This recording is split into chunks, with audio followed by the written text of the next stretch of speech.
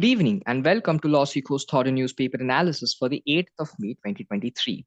So today we have the editorial article Changes in PMLA, What, Why and the Concerns that they raise, and this has been taken from the Indian Express. For the following two segments we will have the news update and the legal news.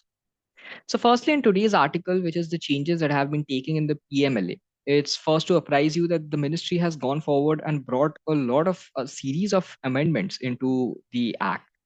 Now, most of us are of the idea that the last big amendment that had come regarding PMLA is one where the virtual digital assets had been brought under the ambit of PMLA, and this also included your cryptocurrencies. But that is not all. The PMLA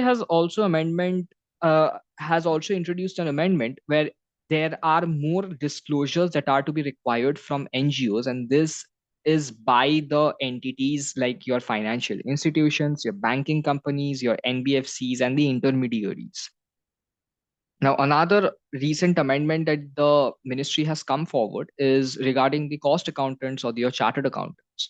So basically, when the chartered accountants or the company secretaries or the cost accountants go forward with a transaction on behalf of their client, the same will now be under the ambit of PMLA. Thirdly, we also have the ministry widening the list of NBFCs to include 22 more financial entities such that they can verify the identity of their customers through Aadhaar under the PMLA Act. So the question that arises now is why has the ministry taken such a proactive approach and why are there a series of amendments coming every other day with regard to this particular legislation? So one of the most primary reasons is that the government is always actively looking forward to ways in which they can plug the loopholes. And especially since this is our money laundering legislation, like the legislation that combats money laundering, it is important for the government to take cognizance of the same and to come forward at regular intervals and plug the loopholes that exist.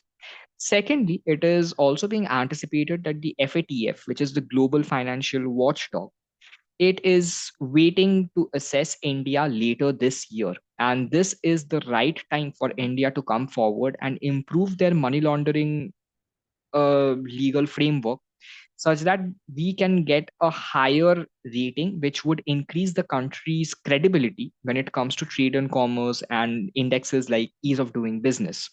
And it would also bring in a lot of clarity, which is very required when you're going forward to project a country as a business destination for basically companies from other jurisdictions.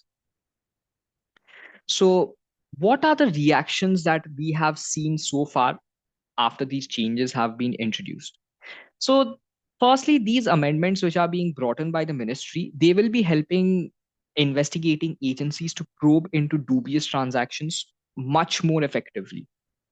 However, there is a loophole, there is rather a red flag here that mere non compliance would now create run ins with investigative probes.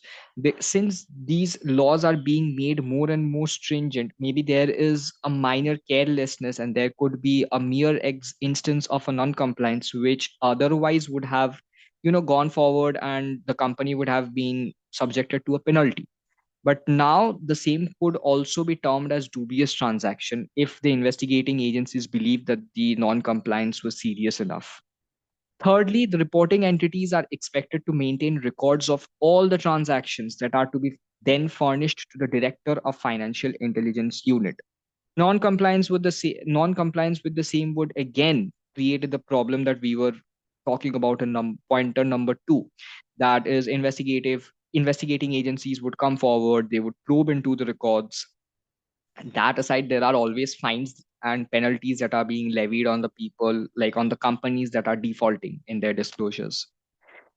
Professionals like the CAs and the CSs, they have come forward and called out the new norms, saying that these norms are onerous and they are also to a certain extent redundant. Why is so? When we talk of professionals like chartered accountants or company secretaries, they, a lot like lawyers, they are answerable to their respective authorities, that is the ICAI and the ICSI. Similarly, like us lawyers are answerable to the Bar Council of India. So this is the reason why they have come forward and they've said that we are already under a statutory body. We already have our own set of legislations and regulations that we have to maintain when we are going forward with any of our business dealings. So why again put on us onerous terms? Now, this is in addition, as I was saying, to the fact that CSCS and other accountants are already regulated by separate institutional bodies. Next up, we have the news update for today. Firstly, government likely to bring IITs, IIMs, NITs, and IISERs under new higher education regulator. Institutes of national importance, which includes IITs, that is the Indian Institute of Technologies, IIMs, Indian Institute of Management, National Institute of Technologies, and the IISERs, like the IISER Kolkata and the IISER Pune, are likely to be brought within the ambit of the proposed single higher education regulator, which will be the Higher Education Commission of India. Currently, central universities and INIs are governed by their own acts of parliament and are not answerable to the University Grants Commission or the All India Council for Technical Education, which is the AICTE. Next up, we have the Kerala Institute ranking frame, which has been made by the state of Kerala, of course, in lines with NIRF.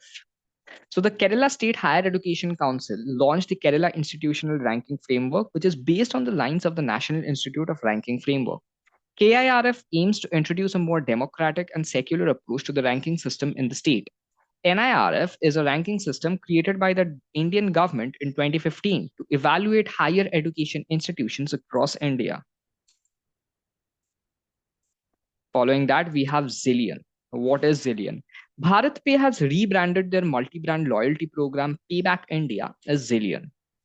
And this has been done by the leading fintech because they said that rebranding Payback India, the country's largest multi-brand loyalty, would identify in its line with the company's vision to make Zillion ubiquitous to loyalty and rewards across the country.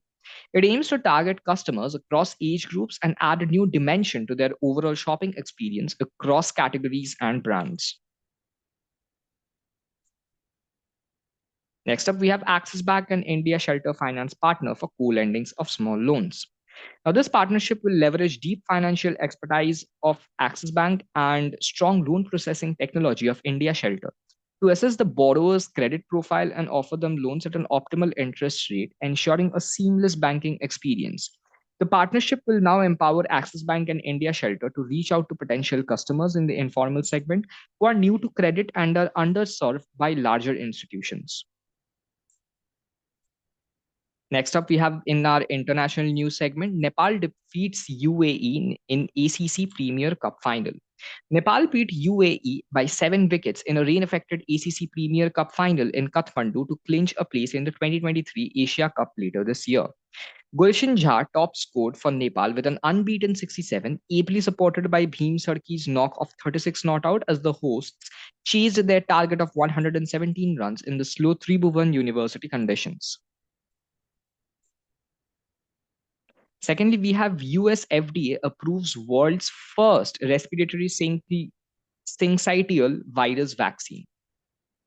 Now, our vaccine is the first respiratory syncytial virus vaccine to gain approval anywhere in the world. RSV is known to be dangerous for babies who are harder to vaccinate because their immune systems are immature and jumbled. The technology underlying the RSV vaccine has been almost 60 years in the making. Now, for the legal updates today, we have firstly, SARFAESI auction cannot be stayed just because sale agreement holder offered to pay dues when the borrower hasn't even invoked Section 13, subsection 8. Now, the Supreme Court has held that a writ petition under Article 226 of the Indian Constitution is not maintainable against action taken by a bank under Section 13, subsection 4 of the Securitization and Reconstruction of Financial Assets and Enforcement of Security Interest Act 2002, since an alternative statutory remedy exists under Section 17 of the same statute. The bench has further observed that it is debatable whether Section 13, subsection 8 would apply to an agreement to sale holder who desired to purchase the asset of the borrower. And this was held in the case of G. Vikram Kumar versus State Bank of Hyderabad and others.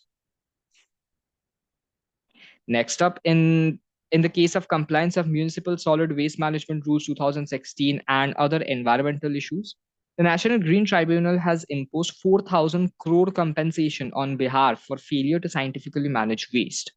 Now, National Green Tribunal has imposed rupees 4,000 crore rupees compensation on Bihar on polluter pays principle for its failure in scientifically managing the liquid and solid waste in violation of mandate of law, SC and NGT guidelines. The tribunal opined that there was a gap in sewage management of more than 2,000 MLD and a legacy waste of more than 11.74 lakh metric tons, as well as unprocessed urban waste of 4,072 metric tons per day. So this was all for today. For free study materials and TNA PDF slides, please join our Telegram channel, the link of which you can find in the description, or you can scan the barcode that is given on your screen. Please don't forget to subscribe our YouTube channel so that you get updated with the thorough newspaper analysis every day. Thank you.